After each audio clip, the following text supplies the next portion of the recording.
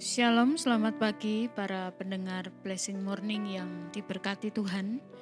Bersyukur pagi hari ini kita boleh kembali berjumpa, dan sebelum kita memulai segala aktivitas kita, mari kita akan bersama-sama merenungkan kebenaran firman Tuhan. Saya akan mengambil ayat kebenaran firman Tuhan dari Yohanes pasal yang ke-6 ayat yang ke-60 dan Yohanes 6 ayat yang ke-66. Saya akan membacakan bagi Bapak Ibu dan Saudara pendengar Blessing Morning. Yohanes 6 ayat yang ke-60. Sesudah mendengar semuanya itu, banyak dari murid-murid Yesus yang berkata, "Perkataan ini keras, siapakah yang sanggup mendengarkannya?" Ayat yang ke-66, mulai dari waktu itu, banyak murid-muridnya mengundurkan diri dan tidak lagi mengikut Dia. Kita akan berdoa. Bapa di dalam surga, Allah yang kami sembah dan Allah yang kami muliakan, di dalam nama Yesus Kristus, kami mengucap syukur untuk hari baru yang Tuhan sediakan bagi kami. Demikian juga kesempatan-kesempatan indah yang selalu Tuhan sediakan bagi kami. Sebelum kami memasuki hari ini dan mengerjakan banyak hal, kami rindu untuk duduk diam di bawah kaki Tuhan, untuk mendengarkan setiap petunjuk-petunjuk Tuhan bagi kehidupan kami. Kami mohon hikmat-Mu, kami mohon karunia untuk kami boleh menjadi seorang murid yang mau mendengar dan melakukan setiap kebenaran-Mu. Amin. Pagi hari ini saya memberikan tema bagi renungan ini, yaitu masa penampian.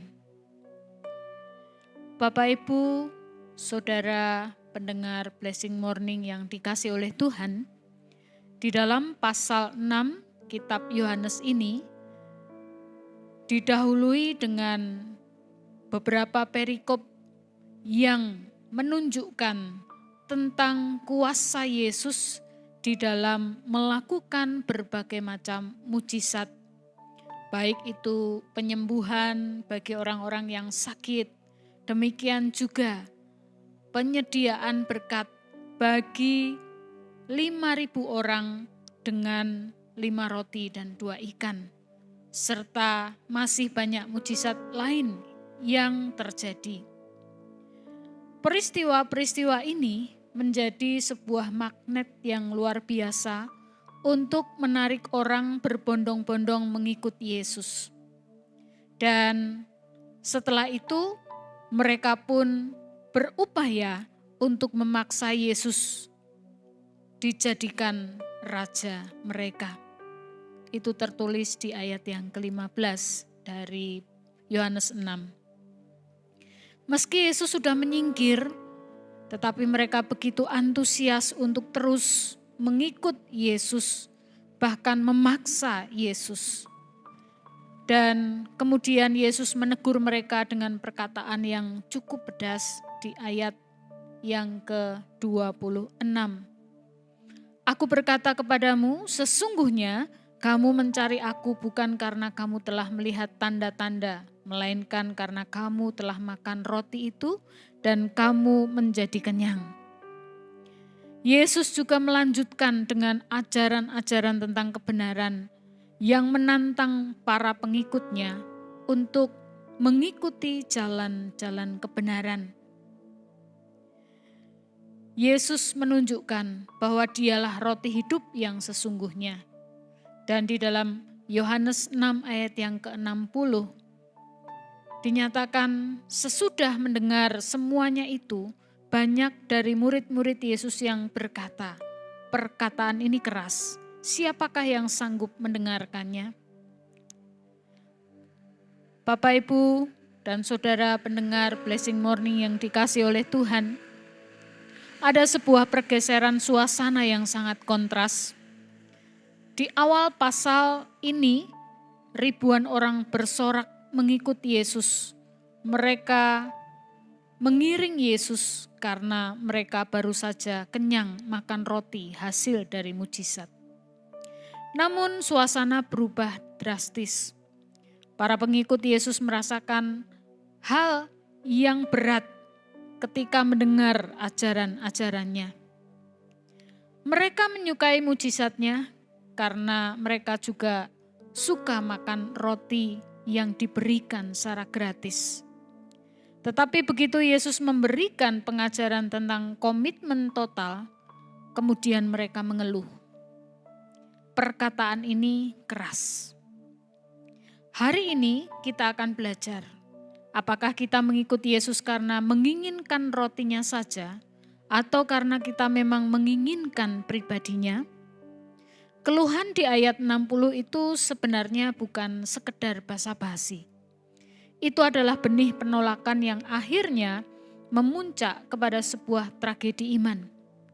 Mereka merasa kepayahan dan keberatan karena ajaran itu.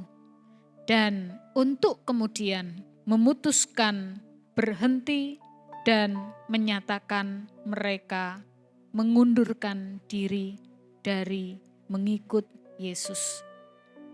Mereka berhenti menjadi pengikut Yesus.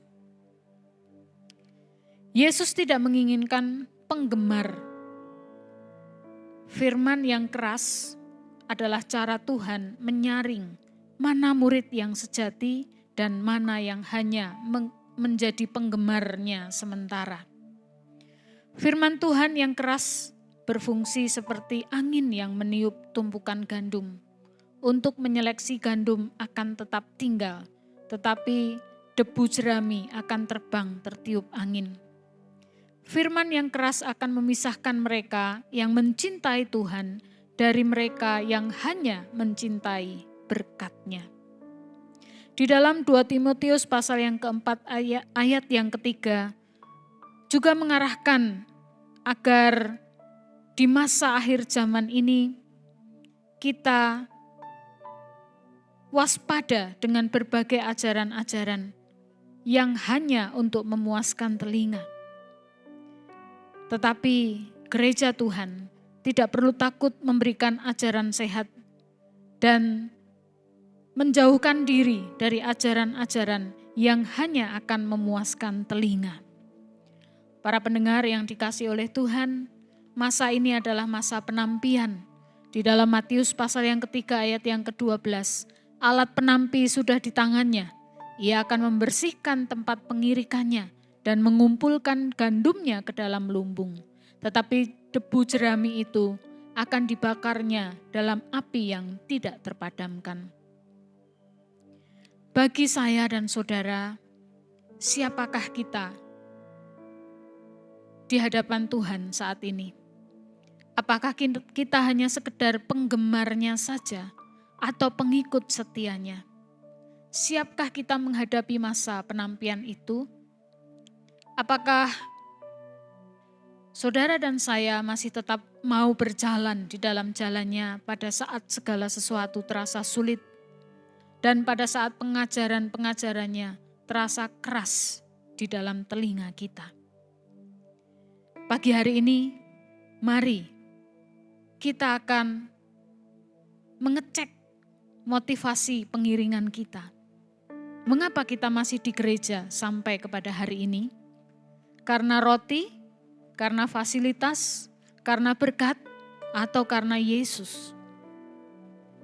Apakah saudara dan saya adalah orang-orang yang masih mau menerima teguran, masih bersedia menerima setiap ucapan-ucapan Yesus yang menegur?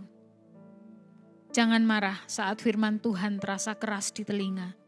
Itu bukan untuk mengusir saudara dan saya, tetapi untuk menampi agar kita tampil seperti emas yang murni. Ini adalah waktu untuk membangun komitmen. Jadi mari kita membuat sebuah keputusan bahwa tidak ada pilihan lain selain Yesus, sesulit apapun jalannya. Amin. Kita akan bersama-sama berdoa. Tuhan, Kiranya Engkau memampukan kami menjadi umat yang mengiring Engkau dengan setia.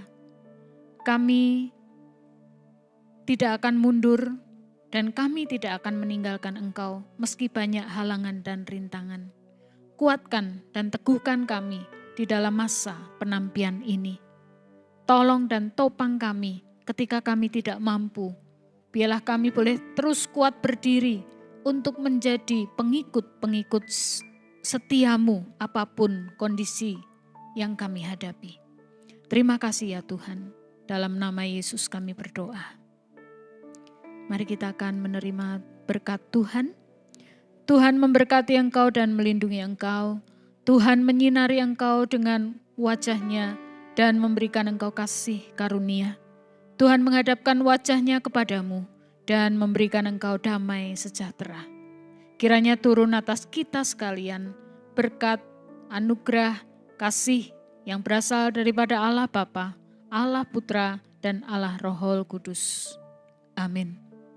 Selamat pagi, selamat beraktivitas, dan Tuhan Yesus memberkati.